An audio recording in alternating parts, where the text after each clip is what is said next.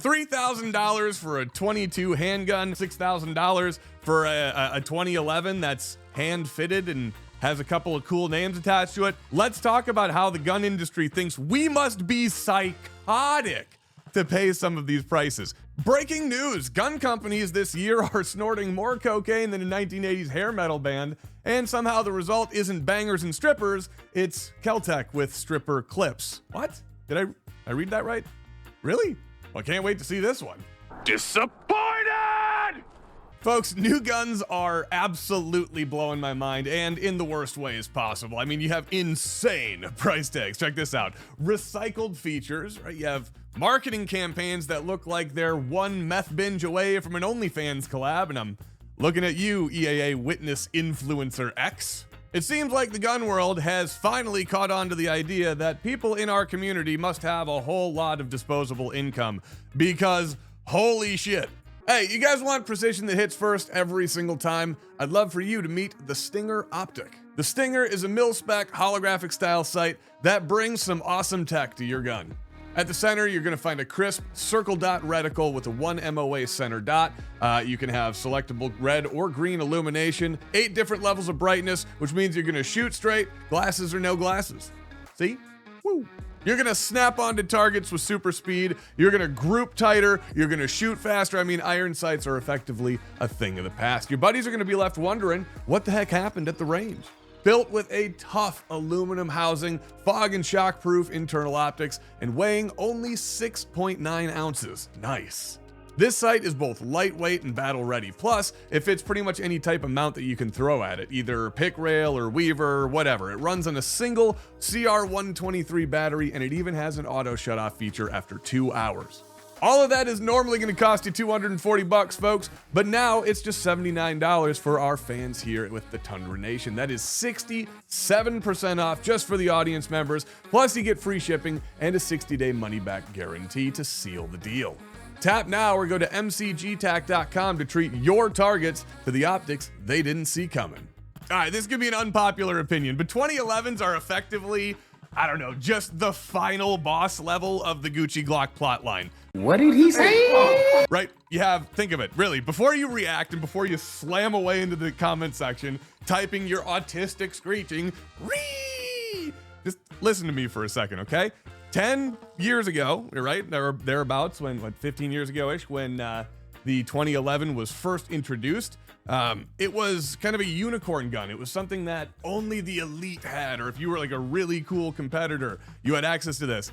Now, everyone has one. You go to the range, you see almost as many 2011s as you see Glock. Okay, that might be a bit of an exaggeration, but you get the point. The last freaking obstacle was an aftermarket. Now that the aftermarket is booming, Glock fanboys have one more obstacle. 2011 guys are basically just Glock owners now with Amex bills and tuxes. Some of these companies have got to be out of their goddamn minds when they're hawking this stuff to us. I mean, I'm sure 100% that there are people out there that will buy this stuff. I myself love really cool, expensive guns. However, they usually have some form or unique feature to them, most of which we don't see in some of these offerings. Let's talk about price tags, shall we? $3,000 for a 22 handgun. That sounds great. $6,000 for a 2011 that's hand fitted and has a couple of cool names attached to it. Even better.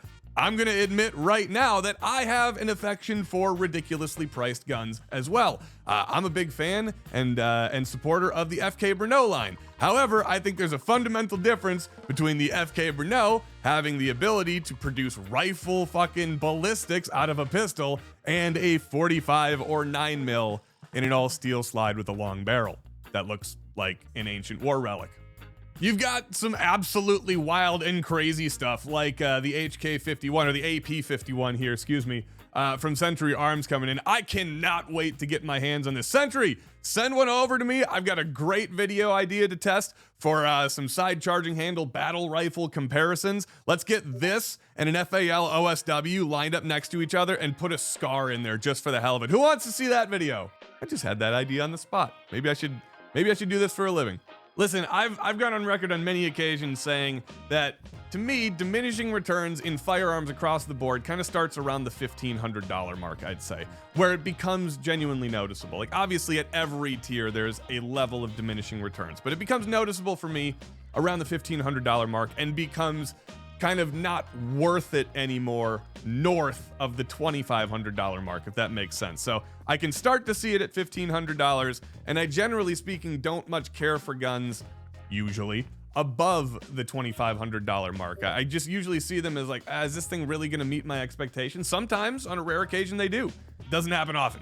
Where's the agency? Yes, like, we've got this thing. This is an absolute monstrosity. I have no doubt in the world this will be the fucking nicest 2011 that I'll ever get to shoot, or one of the nicest 2011s that I'll probably ever get to shoot.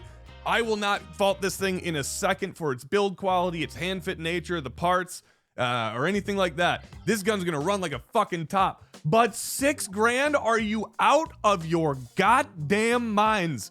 I get it. Agency, you are an unbelievable company that does fucking witchcraft with guns. The same thing can be said about Nighthawk and their ability to build and tune up 1911s.